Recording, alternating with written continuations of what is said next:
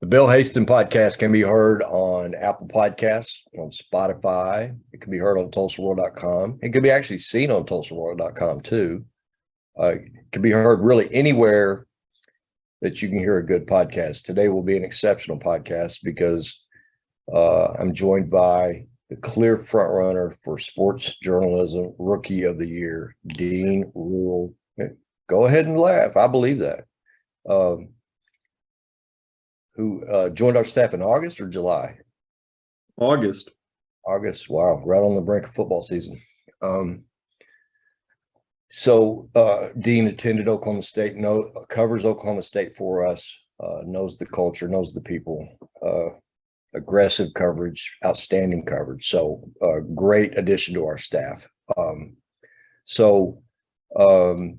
Brian Nardo is the third in this lineage of guys Mike Gundy has found in these tiny college programs brought to Stillwater.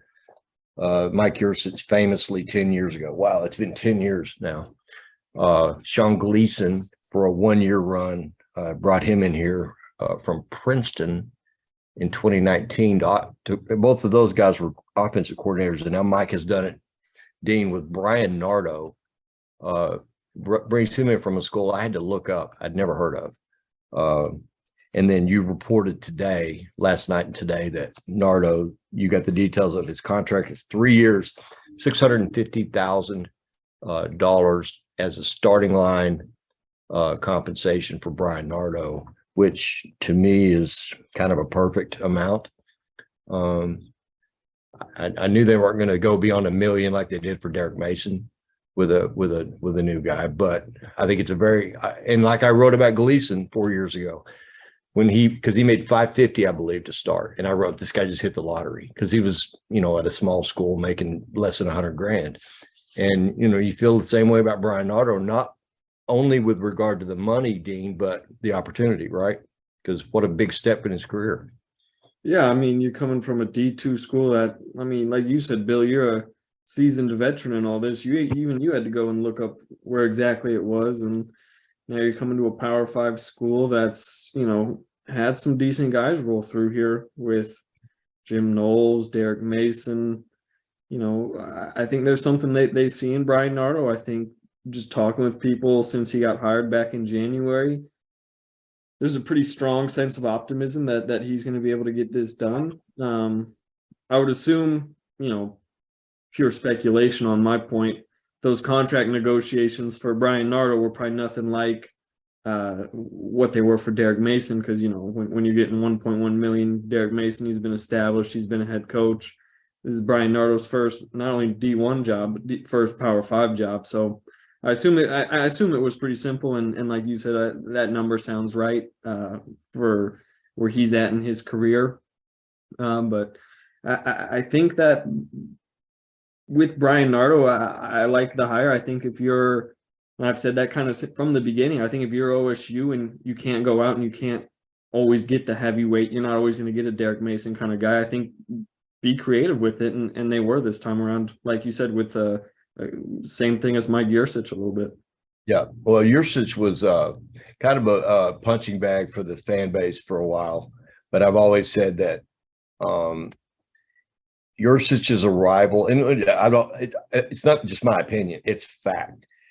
Yursich's arrival coincided with the deterioration of the offensive line culture at Oklahoma State. And, they had a 10-win season that first year with multiple quarterbacks because of injuries, and Clint Shelf ended up getting hot in the second half of that season, and they win 10 games and beat the crap out of a top 5 Baylor team that was unbeaten at the time. Dogged them like 49-10 or something. And so Yursich was a true diamond in the rough, who went from here to Texas to Ohio State. Is that the journey for him, I think? And then Sean Gleason will never know, because he left after one season, how that would have worked out. But I think Sean Gleason felt a little stifled. And I remember the one time I remember talking with him, he said, "I'm hoping to get my fingerprints." No, I'm sorry. It's Mike Gundy who said this. He said, eventually Sean will get to put his fingerprints on the offense." So it's probably not what a young coordinator wants to hear, is eventually, he'll get to put his fingerprints on the offense, or more of his fingerprints on the offense. And he left after the one season. So Nardo coming in now, he's just like loaded with energy and ideas, and who knows what it'll look like. But I'm going to write today on Jim Knowles and what a bargain he was in 2018 to come in here from Duke, and they paid him $600,000, Dean. And by the end of his run there, top 5, top 8 defense in the country, and the biggest reason why they won 12 games in 2021. So, but you reside in Stillwater. You're close to the campus. You're there every day. So, December, January was a really turbulent time. Really, the whole second half of the season was turbulent for Oklahoma State, but then it got even more so with the departure of so many portal guys and so much movement, roster movement. The season ended badly. I think 6 of their last 7 they lost. There was the infamous K-State game and an infamous game a week later at Lawrence. Bedlam was awful. And then your veteran starting quarterback jumps in the portal, and you got to go super inexperienced with a quarterback in the bowl game. So I just wonder, what is do you sense that people in the building and in the athletic department and just around the program have they kind of started to recover from such a rough December, January, and things are starting to feel okay again? Or is it all just wait and see, man, until spring football and see what you have at quarterback and see what you have all over the field? I think it's part of both of those two things you brought up. I think the dust has settled.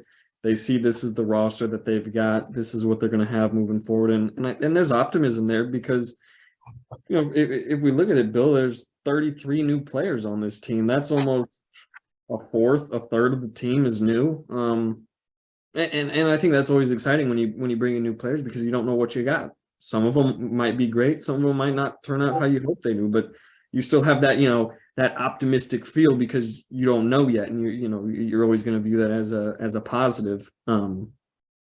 But yeah, I think the dust is settled, and I think that's why this spring ball is going to be so important for them. Because I'm sure that there are lessons that were learned this offseason with the whole portal thing, because this was really last year that they lost some guys that I felt were important pieces.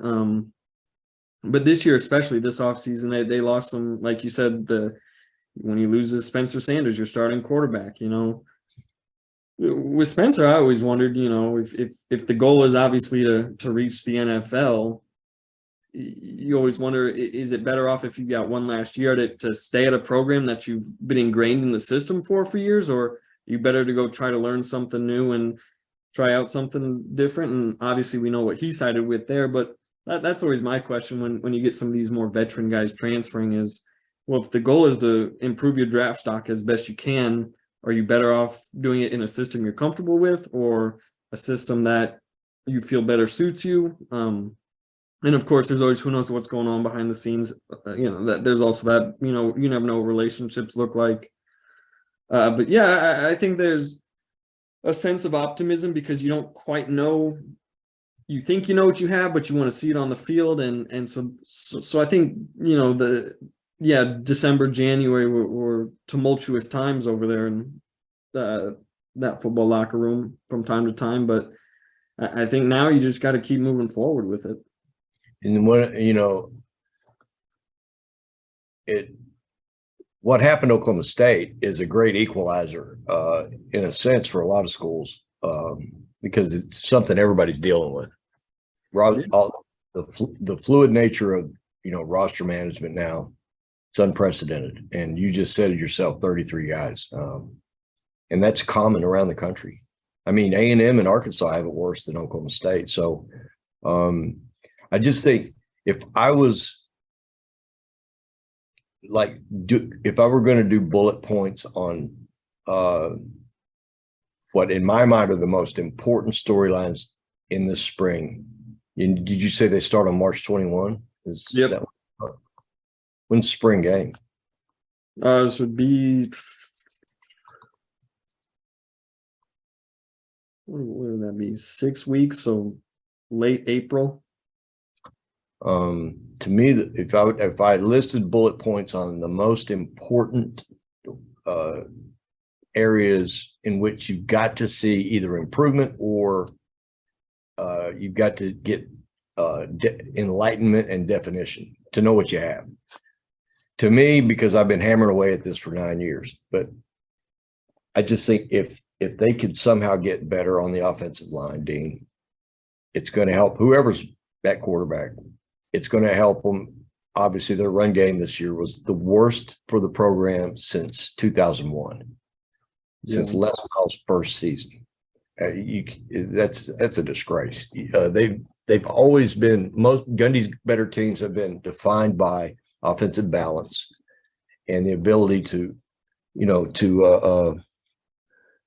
run the football. His first 7 teams were defined by their ability to kind of lead the league in not only in rush yardage but fewest sacks. I mean, they had the best offensive line, I would say, sustained offensive line performance over a 7-year period in the whole Big 12. I'm not saying you got to get back to that necessarily, but it's got to look better than it's looked the last several years. And then after that, obviously, I think it's really critically important to know coming out of spring who your quarterback is. And, I'm not saying it's Bowman, but you'd kind of like for it to be Bowman because of his experience. And because I know from seeing him as a healthy young guy at Texas Tech, great arm talent. And I thought he would just be the next guy in that lineage of great, productive Texas Tech college quarterbacks. And then he gets hurt, a couple of injuries, and ends up at Michigan in the bullpen at Michigan and doesn't get on the field. And now here he is at Oklahoma State as a 23. Is he 23? Oh, geez. He's 23 or 24. So okay. Season 6 for him. Yeah, an older guy. OSU had amazing success a few years ago with an older guy who came out of baseball with a damaged shoulder, now that I think about it, from pitching, and wound up, of course, he had 3 years to wait, 7, 8, 9 now. Wow. Yeah, Whedon didn't get on the field as the starter till his 4th year in the program, which I still marvel at, that he was that patient. And today, in today's climate, there's no way in hell a guy stays 4 years before he gets to play. But you feel like, I mean, and I mentioned in the email to you, I said, there's got to be some positives right now. I mean, it's not all bleak, but what would you look at as, some positives going into the spring and potentially really super bright positives coming out of spring? I think if we look at this from an offensive perspective first, I mean, if I'm betting on it, I would say right now, not a down of spring ball or spring practice has occurred.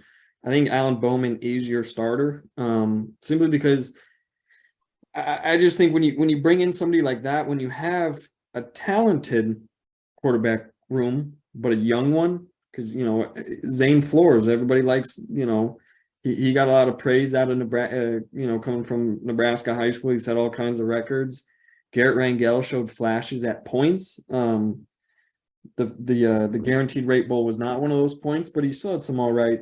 He showed something during the season. So I think Bowman serves as a great bridge to let these guys continue to develop. And like you said, Bill, patience is needed, but patience is hard to get in college football these days. Well, I will say this for Rangel. He showed me something in the 4th quarter of the ball game. He played his guts out. Yeah, he did, and gave him a chance. I mean, the best case scenario to me is that a healthy Alan Bowman can play 13 games. And, well, the best case scenario is that he plays 14 games. and stays on the field. And, and I mean, somehow, some way, even when they lose a lot of guys from that room, they always have receivers. They always manage to have good targets. And, I don't know where they stand now with regard to returning receivers, but they always manage to get 3, 4, 5, a couple of years. They've had 6 and 7 guys they could trust to make plays in games. And, I thought it was a big, it's hard to say that it wasn't like he was a free agent. It wasn't like they, but the fact that Brennan Presley stayed when his brother left, and when I think there was a kind of a collective expectation maybe that Brennan would join Braylon at TU, or, there was so much movement, not to mention, Spencer Sanders leaves, the guy that was responsible for Brennan having 67 catches and leading the team, 61 or 67 catches and leading the team. And now Brennan doesn't know who's going to be throwing him the football, but he stayed. Now he's on track to graduate in December. He loves the university, loves Stillwater. He's kind of a loyal and true OSU athlete. So I think keeping him was a big deal. And I can't state, do I talk to the Presleys a lot? Yes. But can I state with any total certainty that Brennan had like a decision to make, or did he seriously, was he leaning toward a departure? I can't say that, but I did think when Braylon Presley left after one season, that Brennan might be inclined to go elsewhere, especially when Spencer Sanders leaves and you don't know what you got at quarterback. So there are some positives, and a lot more of those positives than I do. So I'm going to hush and let you go with it. Yeah, I think getting Brennan back is huge for them. And while the truth is they lost 4 of their top 5 receivers in terms of receiving yards this offseason. One of those was Braden Johnson, who ran out of eligibility. And then you got John Paul Richardson went to TCU. Bryson Green went up to Wisconsin. Why am I blanking on the last one, Bill? Should have wrote that down. But anyway, there's still Jaden Bray. He's still around. He didn't get to play much last season because he was dealing with injuries, but everybody remembers his freshman year. Everybody was excited about him then. Stephon Johnson Jr., that's the other one, Bill. He went to Houston. So you lose, and you also have some younger guys like Talon Chetron out of Edmond Santa Fe. People loved him, and they flipped him from OU, and he didn't get to play a ton this year. I know he was dealing with some nagging injuries, but nothing major. But regardless, there's still talented wide receivers, to your point, and I think Ollie Gordon's sticking around at running back. People are he's kind of become a fan favorite. Since having some good games later in the season, and I think he's ready to take over that running back spot now that Dominic Richardson left and transferred to Baylor. But to your point about the offensive line, I think that's got to be the primary focus, because while they have some talent on that line, the problem is, we saw it last year, when they get injured, there's not the proper depth to be able to, plug and play. And that's the big thing. It's not that there's no talent on the offensive line. There is, but there's no depth to it right now. And that's what, and I'm sure, there are smarter people in the Boone Pickens Stadium offices than me. I'm sure it's at the forefront of making sure that they solve that this offseason. Well, I wasn't texting somebody or surfing my phone. I was looking for my Dean Ruhl roster tracker that you sent me ago. Finally found it. Yeah, and it's just a reminder of how, like I said, schools like Arkansas and A&M got popped. Miami of Florida got popped worse than Oklahoma State. But it was jarring, at the time. It's like every day for a while, there's just guy after guy after guy announcing, I love Oklahoma State, but I'm out of here kind of stuff. Trace Ford, that's shocking. Yeah. Yeah. So you feel like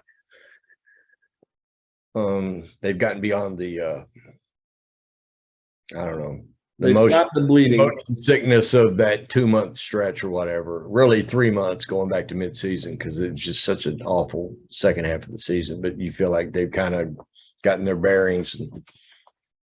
Yeah, I mean, I think I don't envy Mike Gundy's job right now, because not only it's insane, because you go out and you recruit somebody, Bill, and they're a high school kid, and maybe they're 3-star, 4-star, and they commit and they sign, and you bring them on, and you got to keep recruiting them year round now, because these kids these players can hop in the portal. And I'm not saying that's a bad thing. I think you should allow players the choice, but that's a hard job, because to continually recruit and make sure they're happy and make sure they've got what they need, that's hard. That's a hard job for a roster of 120 kids or whatever.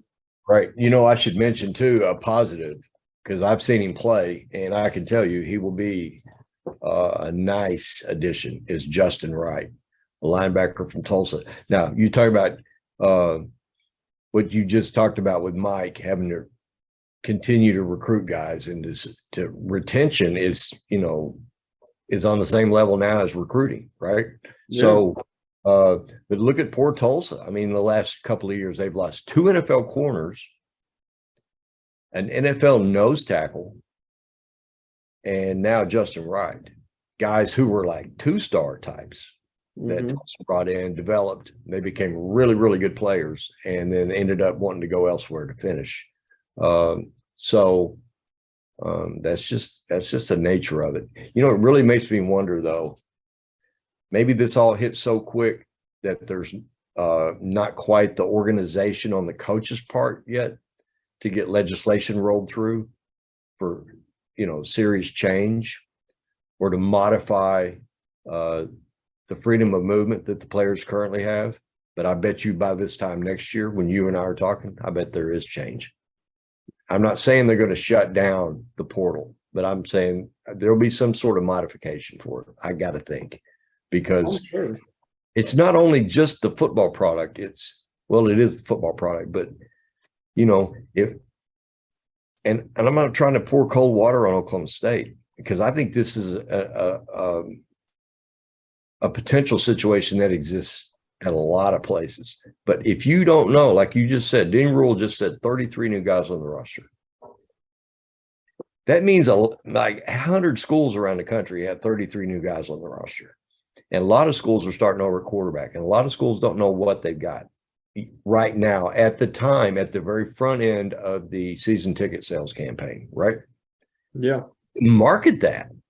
I mean, it used to be you had let's say, oh, baby, we had a redshirt freshman quarterback this session. We got 2 more years at least of this guy. And you kind of market around that, right? And now it's like, you're kind of marketing, you're kind of hoping the loyal and true people keep stepping up. And because, I mean, this coming off the Notre Dame bowl win, I think OSU season ticket sales was like a top 5 in school history sales total, right? So what happens to that now?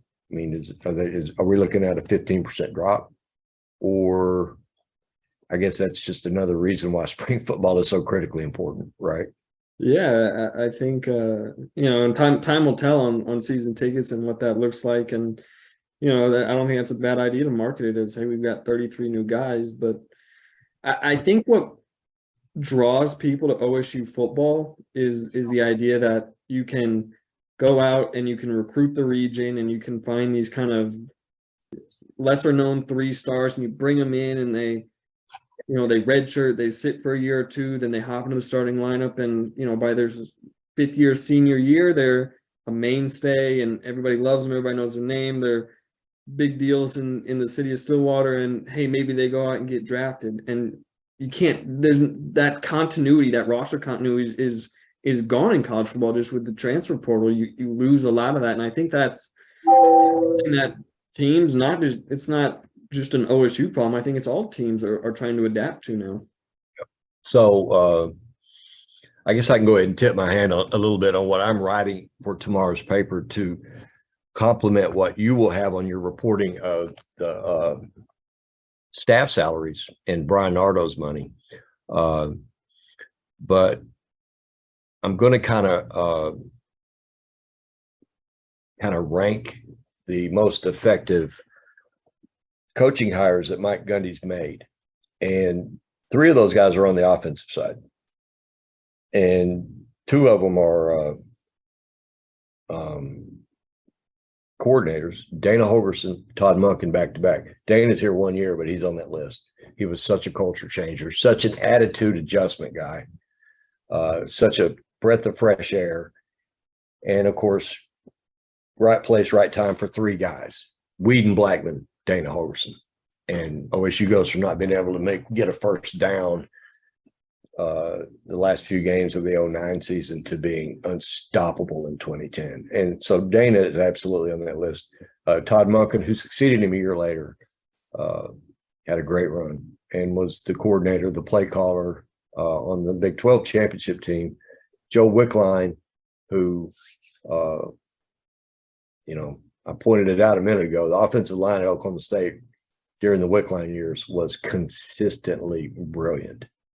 And with 2- and 3-star guys. They had a center who was literally a 1-star guy out of Joplin, Missouri. His only other offer was from wasn't Missouri, was it Missouri State? Maybe it was Missouri State. Or one of the little Missouri programs. But he ends up at Oklahoma State and ends up on the cover of Sports Illustrated in 09 with Zach Robinson. And started 1 million games both at guard and center. That's a development guy. That's a classic development guy. Now, the most important hire Gundy ever made was Rob Glass. And Mike told me as much the day he hired him, and on the phone. I'll never forget him. He said, "This is probably the most important guy I'll ever hire."